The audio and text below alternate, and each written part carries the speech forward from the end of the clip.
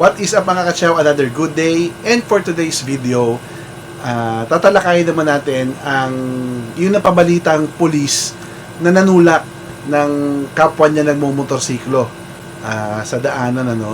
Ang alam ko, lumabas ang video na to mga 3 days ago yata, 2 days ago, na pinapakita yung clip na may nagmumotor, naka 360 cam, tapos yung pulis sa likod niya, bigla siyang tinulak. Now, katulad nyo rin ako, nagtataka ako, bakit tinulak ng pulis yun? Ano kayang dahilan? Malalaman natin ngayon yung dahilan dito sa video na papanood ko sa inyo. Tara, samahan nyo ako.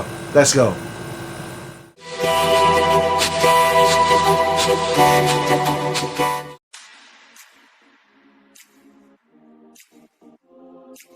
Kaya mga kachaw, makikita nyo, nauuna yung pulis sa pagkakataong ito doon sa naka 360 camera na nagmumotor, no?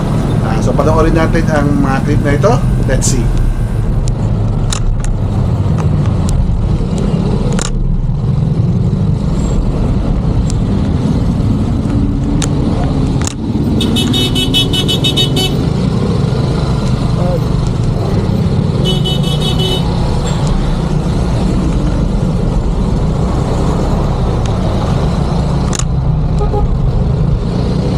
Tapos, makikita nyo, lumiko yung police, parang pakaliwa. Tapos nauna naman itong si Sir, yung nagbi-video cam. Tingnan natin yung mga susunod na mangyayari.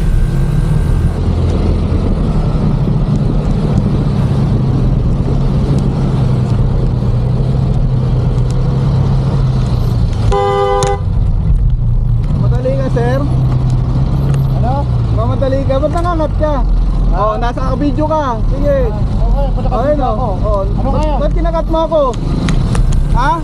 So, ayun. Parang nagalit si Sir. Mamadali nung ka. biglang Alam mo lumabas traffic. yung pulis na nagmumotor sa harapan niya. Binusinahan niya. Tapos nagalit siya. Parang nag-exchange pa nga sila ng mga konting salita eh. Tignan natin yung mga susunod na mangyayari. Nangangat ka? Inaano ka ba? Ha? Oh, nakukuntuan. O bakit? Kasalanan ba? Gusto umiga ang pasensya eh.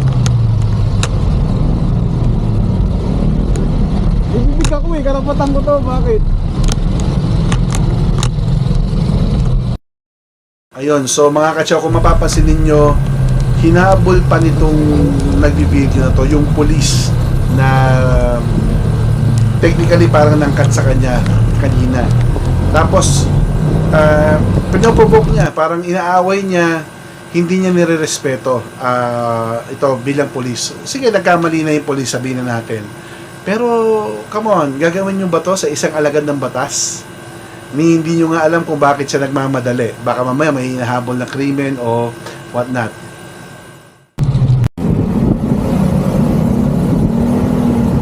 Ayun nga, tinulak na siya ng polis. Yun pala yung dahilan. Ngayon, kung mapapansin nyo sa social media, especially sa FB, ang dami na nagbabash dito sa kay Sir na may 360 cam, no?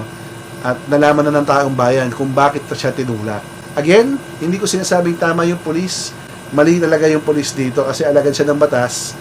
Maximum tolerance dapat yung kanyang pinairal or kinausap naman lang si Sir na sobrang init ng ulo nung mga panahon na yon. So kung nagustuhan niyo yung video for today, don't forget to subscribe to my channel. Click the notification bell at bigyan mo na rin ako ng thumbs up. Makikita mo yung iba't iba nating videos, especially yung mga EV na video natin since may bago tayong Best Tune Pony electric car. So maraming salamat sa panonood niyo mga kachaw. Stay safe. Ciao!